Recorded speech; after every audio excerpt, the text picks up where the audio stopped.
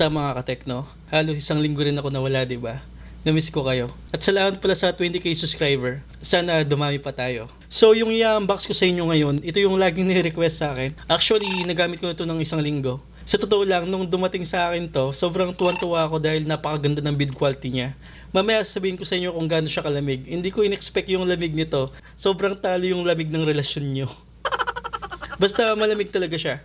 So sa box, makapal yung box niya, tapos medyo maliit lang yung box niya. Unlike sa fan coolers na malaki yung box. Pero itong box ng magnetic cooler nito, sobrang secure niya, tapos makapal yung material sa box pa lang. Tapos sa loob niyan, may kasama siyang heat transfer magnetic sticker. Then yung Type-C cable. Hindi siya Type-C to USB cable. Type-C to Type-C yung dulo nito. Dahil ginawa tong magnetic cooler na to, pang iPhone talaga, yung mga iPhone series. Dahil yung charger nung mga yon, Type-C cable to Lightning cable. Pero magagamit mo naman to kahit anong phone. Tulad ko, wala naman akong iPhone 12. So ginamit ko to sa Android gamit yung heat transfer magnetic sticker na yon. Sa totoo lang, satisfied talaga ako. Sa loob pa rin ng box, meron siyang user manual at yung cooler. Para sa akin, ito yung pinakamagandang cooler na nahawakan ko.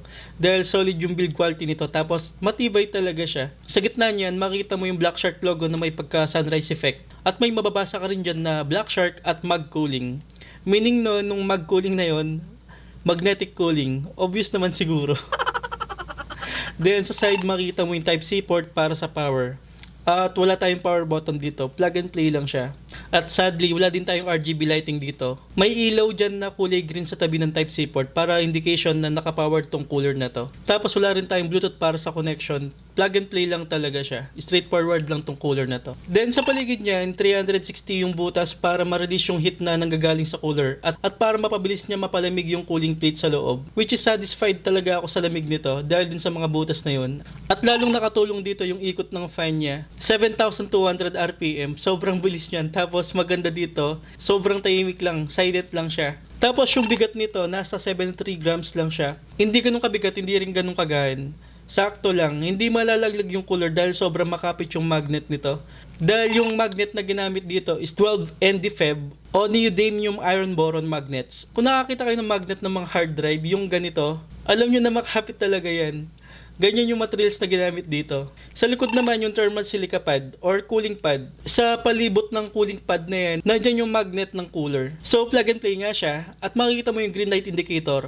Ang maganda pa sa cooler na to, wala ka nang iisipin o tatamaan na power button dito. Unlike sa ibang coolers na tumatama yung power button mo. Dito dahil magnetic nga siya, parang ligtas ka sa ganung problema. Isa pang maganda dito yung cable. Kahit saan mong direksyon na ilagay, pwede siya. Basta't kung saan ka komportable, pwede mong ilagay o ipwesto kung saan mo gusto. Di tulad ng mga ibang cooler na dalawa yung pwesto lang yung pwede mong ilagay doon. Tapos, nagmo-moist din siya. Indication na effective yung cooler.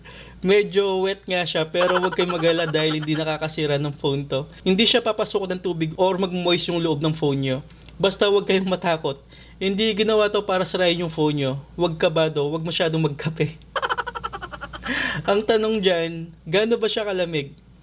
Umaabot lang naman siya ng 2.6 degrees Celsius. Kulang na lang mag-yelo to as in sobrang lamig. Dinaig pa nga yung aircon. Sulit talaga tong cooler na to. Siguro ito yung pinakamalamig na cooler na yung box ko. Yung BLACKSHARK fan cooler nga nilagay ko pa sa rep para ma-reach siya yung ganito kalamig. Pero ibang klase talaga to. 2.6 degrees Celsius siya, ganun siya kalamig. So, dinesign nga ito sa iPhone 12 series. Hindi mo na kailangan pa nung heat transfer magnetic sticker. Ilalagay mo lang to sa likod ng iPhone 12 mo. Good to go ka na. Wala na accessories o ano pa, basta ilagay mo lang. Pwede rin to sa BLACKSHARK 4 na wala din yung magnetic sticker. Parang iPhone 12 nga rin siya. Ilagay mo lang sa likod, pwede na. Paano naman yung ibang phone or hindi magnetic? Well, dahil dun sa magnetic sticker, magagamit mo tong cooler na to kahit anong phone. Una, linisin mo muna yung phone mo. May mga gamit dyan yung pad tsaka dry wipes. Tapos no, nilagay mo na yung film protector kung saan mo gustong ipwesto. Then alisin mo yung plastic support ng magnetic sticker mo para maidikit mo dun sa film protector. Pero wag mo muna siyang gagamitin o ilagay sa cooler mo. Maghintay ka ng isang oras para dumikit na maigi sa magnetic sticker. Pagkatapos ng isang oras, pwede mo nang gamitin o ilagay yung cooler sa magnetic sticker. Ang tanong, hindi ba madaling matanggal dun sa plastic protector? Actually, bago ko ilagay ito, nagdalawang isip din ako dyan. Pero nasurpresa ako. Ang dikit ng protector na yon, hindi basta-basta matatanggal o maaalis. Madikit talaga siya. Huwag kayong mag-aalala dun sa plastic support para sa phone nyo. Madikit talaga siya. Hindi siya may walay. Hindi katulad ng ex mo. Isa pang maganda dito, pwede mo siyang gawing holder Matatayo mo siya ng ganyan. Kung nanonood ka ng movie sa table mo, pwede to kahit di mo siya hawakan. Tapos pwede rin pala sa mga tablet to, switch kahit TV box pwede siya. O kahit anong appliances mo na umiinit, pwede mo siyang idikit doon. Basta wag lang plancha. Sara ulo ka nun pag sa plancha mo nilagay ito. At madikit talaga yung magnet niya. Pwede sa bakal, pati nga sa tren, dumikit siya. Kahit sang bakal o sang parte ng tren, dumidikit talaga siya. Isa pang nagustuhan ko dito, nasira yung hawakan ng kaldero namin. So pwede siyang hawakan ng kaldero. Depende na lang sa'yo kung nasirahan ka na ng ulo tulad ko, kung gagayahin mo to. Ito naman yung mga bawal sa color na to. Kung may NFC features ka sa phone mo, alamin mo kung saan ba yung NFC tag na yun. Or pwede mo siyang ilihis dahil tatamaan talaga siya or hindi gagana yung NFC mo kung ilalagay mo tong color na to. Pangalawa, yung wireless charging.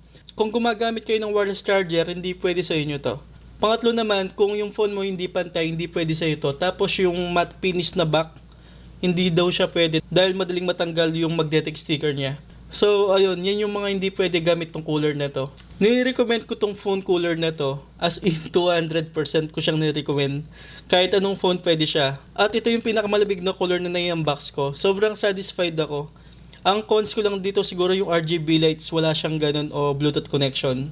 Pero palagay ko maglalabas sila ng Magnetic 2 Pro na may RGB tapos may Bluetooth connection din. Overall, satisfied ako sa lamig niya. Tapos sobrang dikit niya sa kaldero.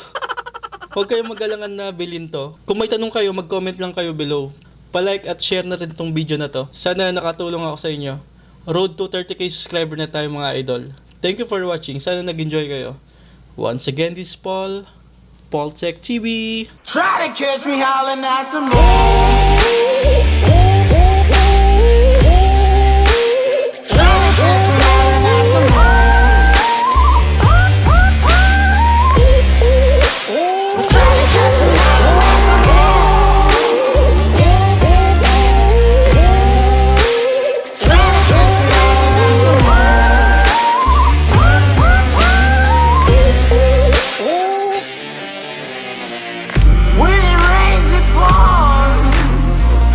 Water's up to my chin.